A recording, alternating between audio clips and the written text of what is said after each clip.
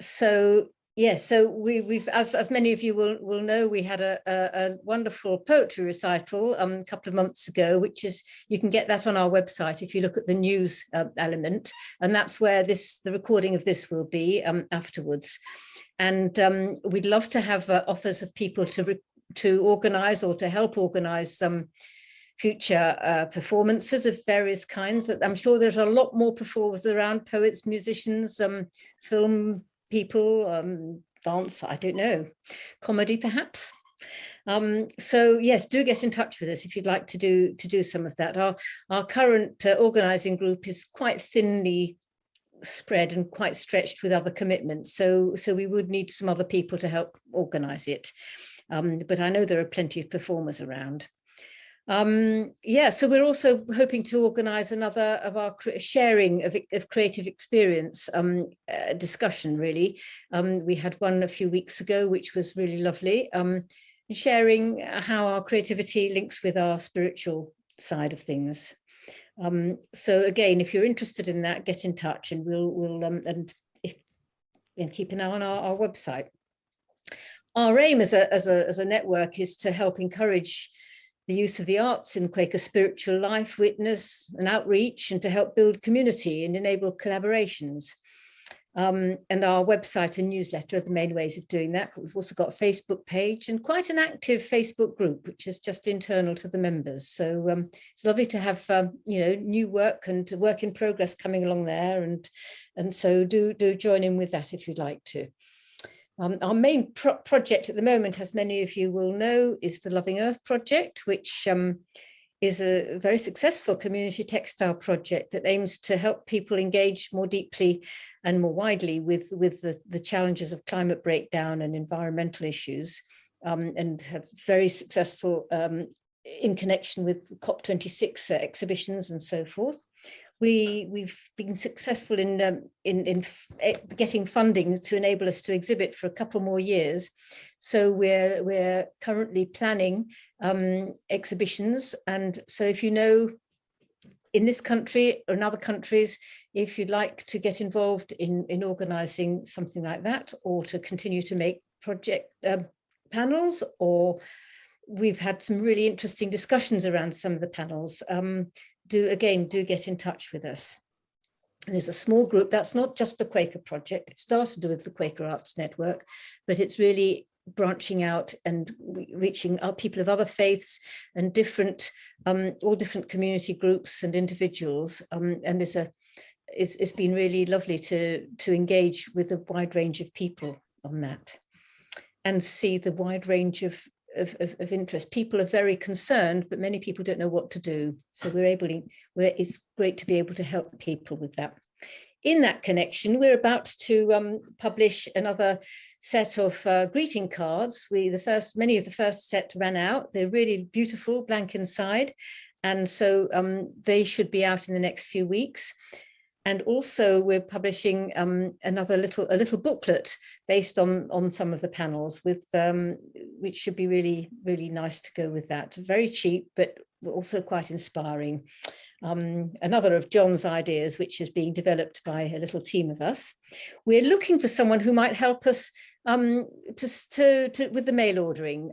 We hope that some people will order in bulk and be able to share them locally with their meeting, their community, and that obviously that they'd be sold in connection with exhibitions and other events.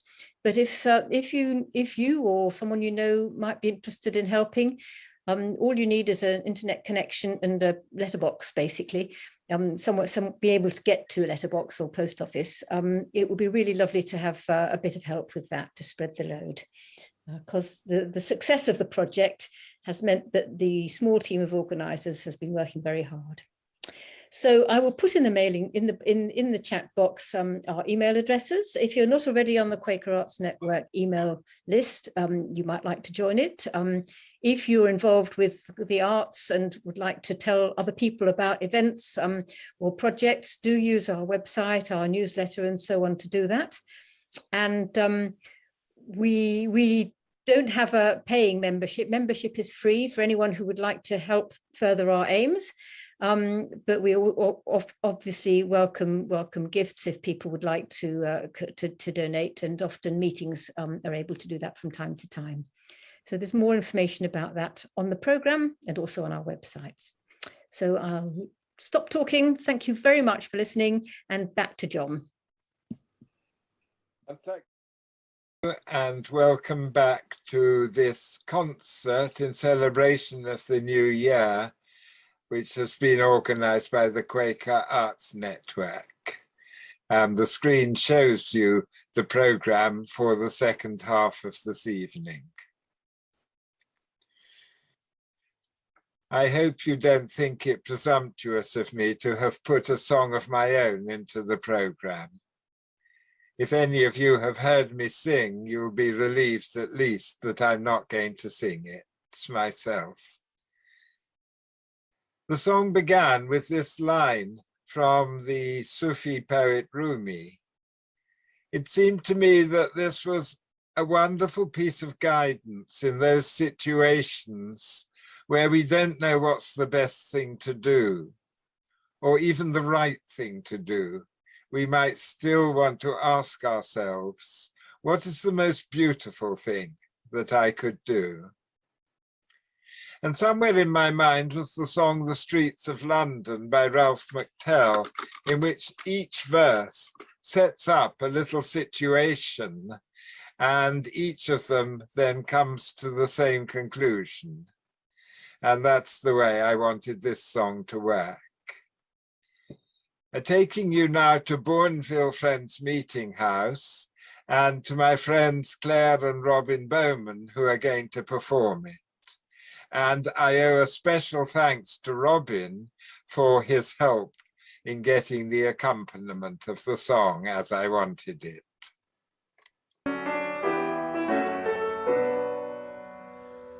When you see the young man begging in the gutter, and you find that you condemn him in your mind, thinking he could work as well as you or better, and there isn't any point in being kind, let the beauty that you love be what you do.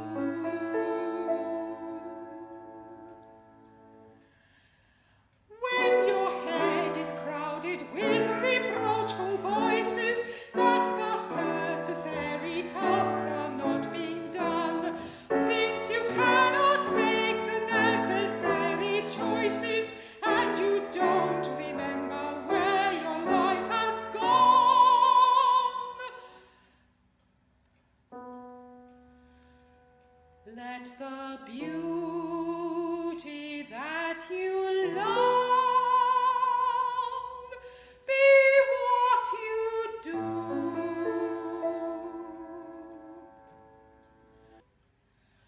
When you find the church is full but God is missing, and your heart is feeling heavier than lead, when you don't believe the words that you are singing, and you wonder where your faith and hope have fled, let the beauty that you love be what you do.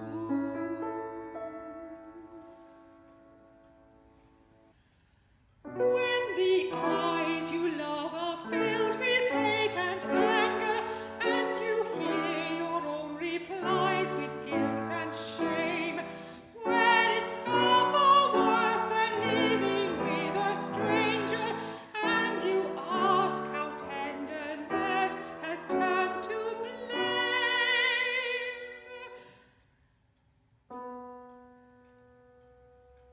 let the beauty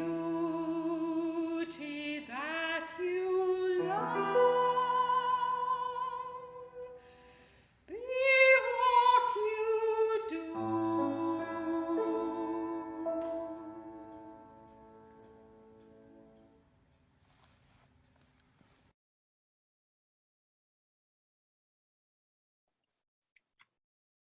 Thank you very much, Claire and Robin, for that lovely performance.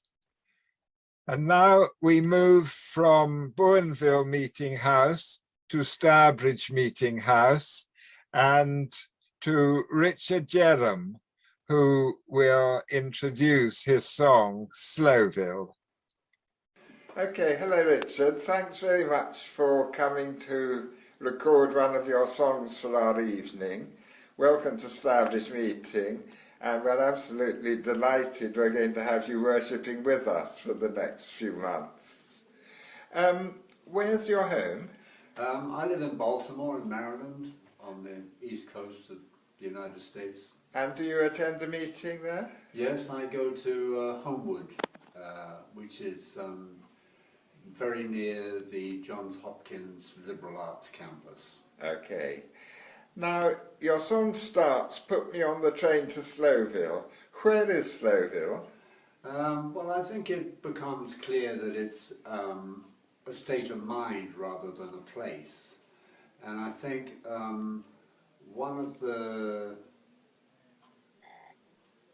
there's the potential for a sort of feeling of nostalgia for a small town kind of Smallville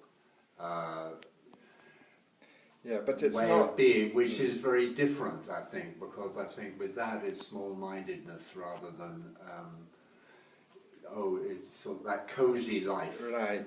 So, what's the difference between the Slowville state of mind and being on the streets of Baltimore? Well, it's I think as much something inside myself and in others of just this feeling of pressure and hurry and trying to get, well, not slowing down essentially, not listening, I suppose, is the other aspect of it. Okay, that's a very good message. So now let's listen to the song.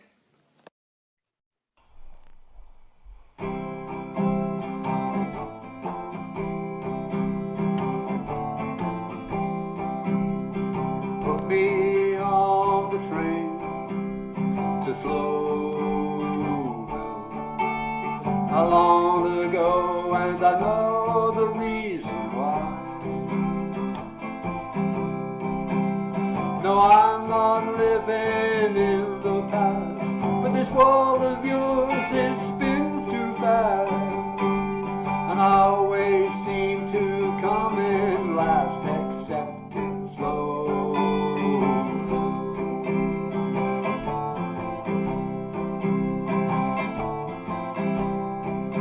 Won't you meet with me in slow? We'll have some conversation, you and I. We'll sit and watch the river run, take things slow and one by one, and get all that we need to done when we're in slow.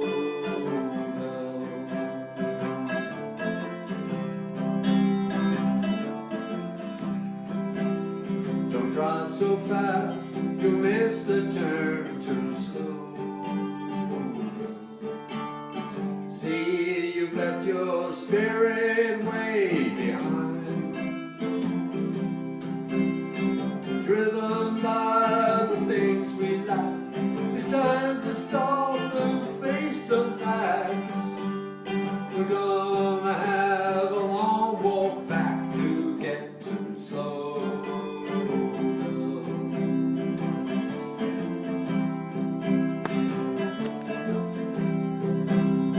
They may come, we all must live in slow. With the gas all gone and the ocean on the rise, can we show we truly care for this earth that we all share? Or shall we leave it picked quite bare this side of slow?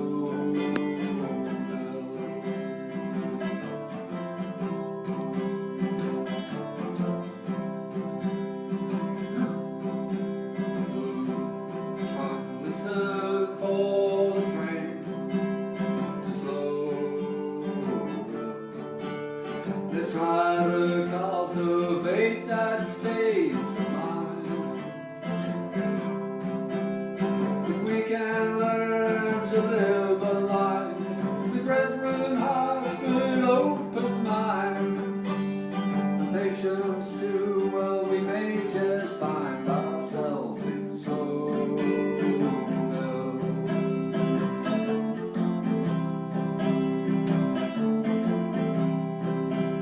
So I'm listening for the train to slow.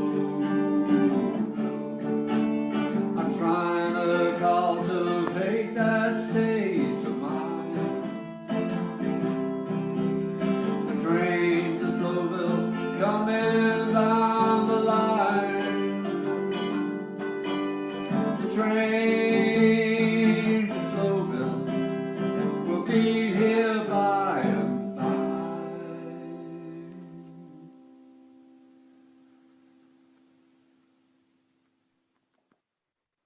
Thank you very much, Richard. Now we have a performance by Mctell and two of her friends who are in a little project that they'll tell you about called soul singing. They're going to sing one song first and then talk about the work of the Natural Voice Network.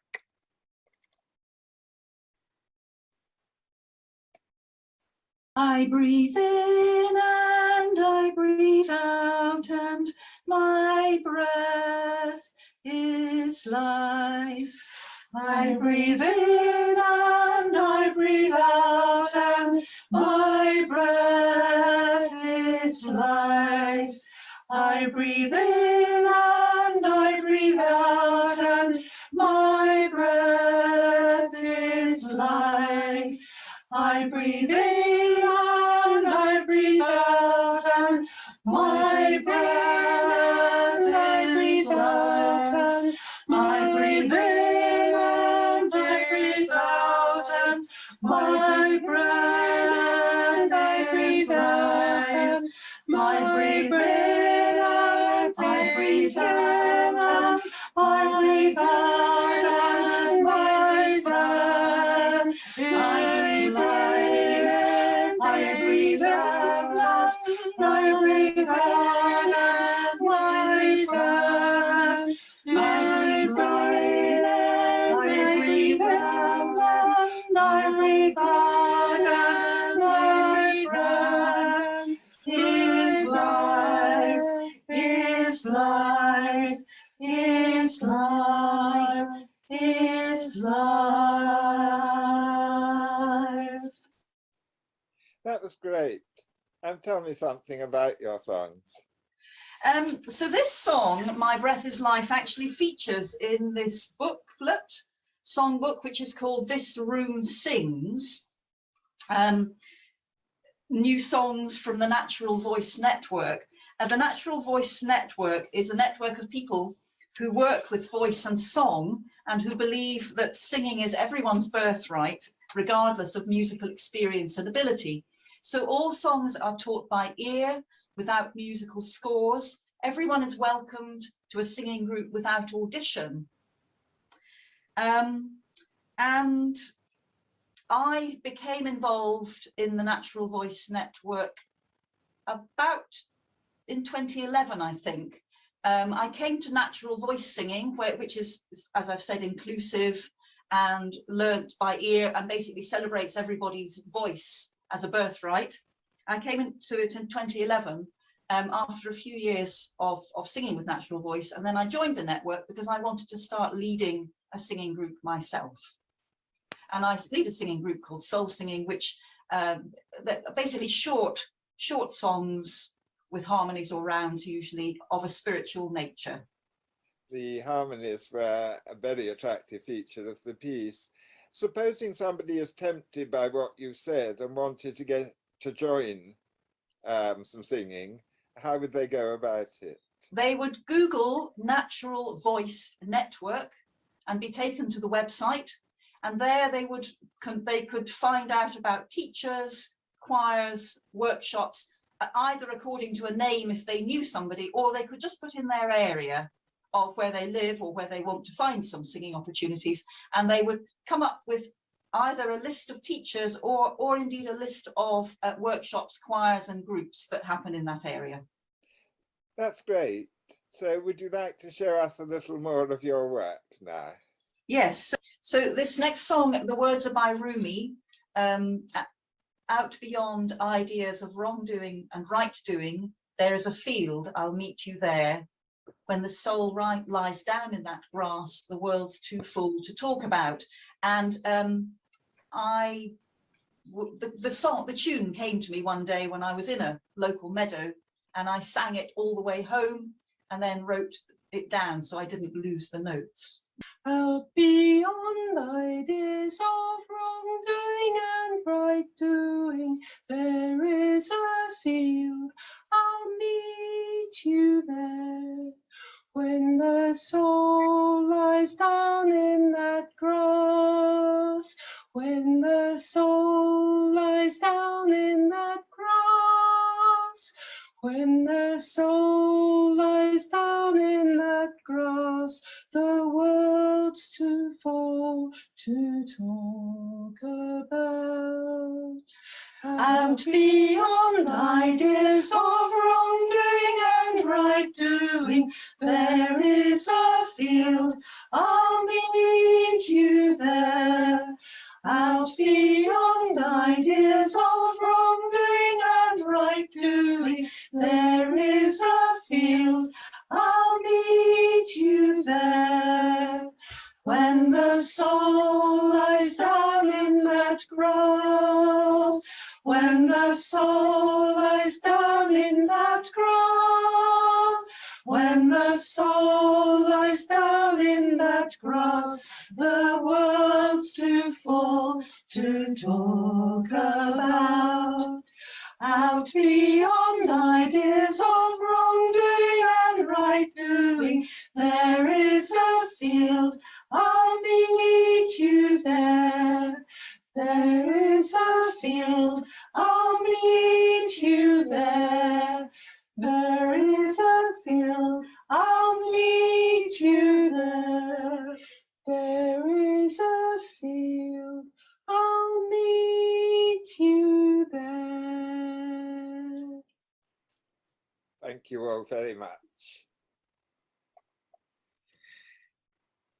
Our next song is written and performed by Eden Thomas, a Quaker from Norfolk. It's called a Quaker Song, the questions that a Quaker might want to ask the men of violence in this world today, and the question he might put to God.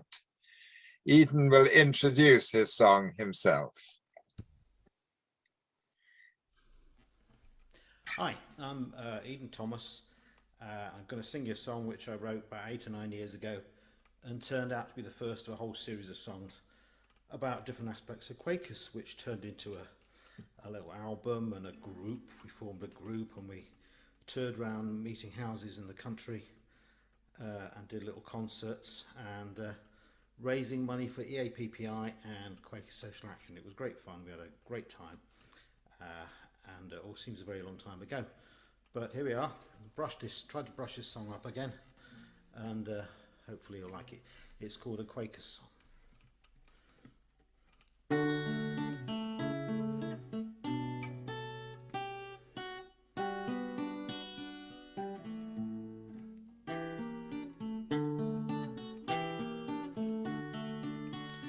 Are you there in the hand that offers pain or healing?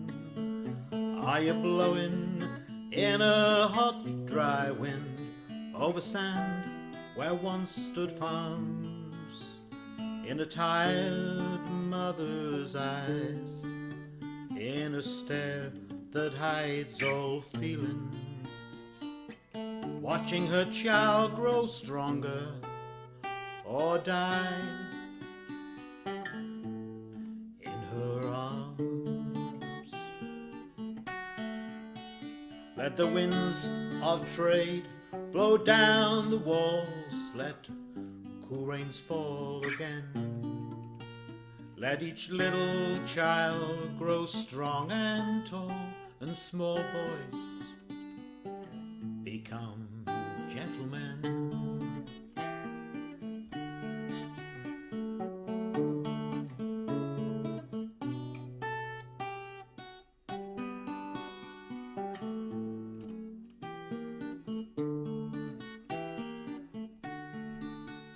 Are you there in the hand of the one who pulls the trigger, with the generals who always lose, no matter how they try? Are you there inside the terrorist who shows no fear nor flicker of remorse as he explodes, causing innocence to die? Let the battlefields grow silent, Lord, and in our foes see you.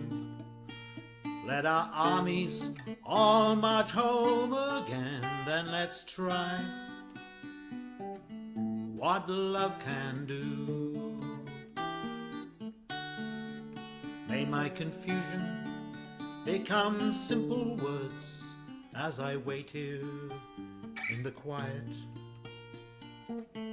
Lead me from my darkness, Lord, and hold me in your light.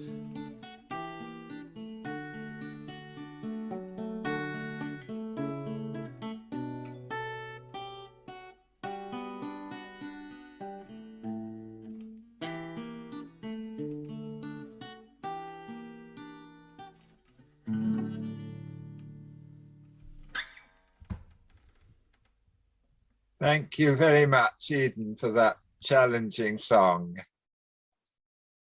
And our last piece tonight is a choral piece by Sally Beamish, who is a well-known composer with ballets and all sorts of large-scale and small-scale pieces to her credit. And here she talks to me about this one. Hi, Sally. Thanks for joining us. And thank you very much for letting your lovely piece In the Stillness be the closing piece in our program. Thank you for asking me. It's really nice. It's lovely. So let me ask you first about the origins of this piece. How did it begin? Well, I was approached by a composer called Giles Swain, who was, he had the idea of commissioning a whole set of Christmas carols that needn't necessarily be on a religious theme, but which were to celebrate the spirit of Christmas. And he asked me to do one, and it just happened that at that time I was the member of a writers group in Stirling in Scotland, and one of the other members of the group, a poet called Katrina Shepherd, after one of the classes had pushed this sheet of A4 paper across the table towards me and said, "Could you have a look at this? I don't know if it might be any good for setting to music." And I looked at it and I thought, this is completely perfect for this carol, which I've been asked to do. And I immediately started hearing music when I read it. It's so beautifully simple. And I loved the idea of the stillness behind it and the silent waiting. And I've also been listening to the King Singers quite a lot. And so I thought, well, I'm going to make it a cappella, just voices. And in fact, what I first intended was that it would be solo voices. So just a quartet of solo voices. And interestingly, it's been done much more by choirs. But one of the very first recordings that was made of it was by a group called Quintessential Voices, who recorded it as I intended it, just for solo voices. But I think it works well either way. And I think it's definitely my most recorded piece. It's almost certainly my most performed piece. It's funny how, you know, something that just came out of a chance meeting and a chance request should have been so inspirational for me. I mean, I found it, I knew exactly what to do when I read Katrina's words. Right. Yes, we should perhaps tell our audience that if they even going to YouTube, they'll find some 6 or 7 versions of it, including solo voice versions, so they can enjoy it like you did in all these forms.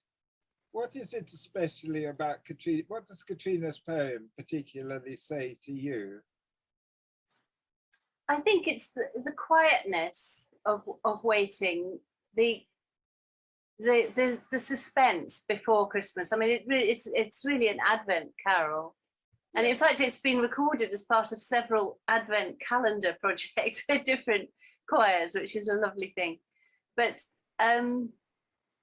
it's got a magic about it, you know, an anticipation, I think, which is really special, the way she's created that. Yes, I'll put the words up on the screen now. And it seems to me it's very contemporary in the sense that we're living in difficult times and we're waiting for something better, though we don't quite know what. So it speaks to today, and it's not just about Christmas long ago.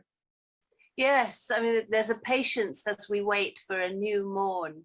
And it is that idea of having patience, that things are coming, good things are coming, and that's a lovely feeling. And the other thing, and good, that's a lovely really nice thing about this poem for a composer is that it's in very regular lines and the rhymes are very clear. It always makes lyrics easier to hear if they rhyme, and this was very, very good for setting to music in a very simple chordal way so that you can really hear the words. Okay, thank you for that. And now let's listen.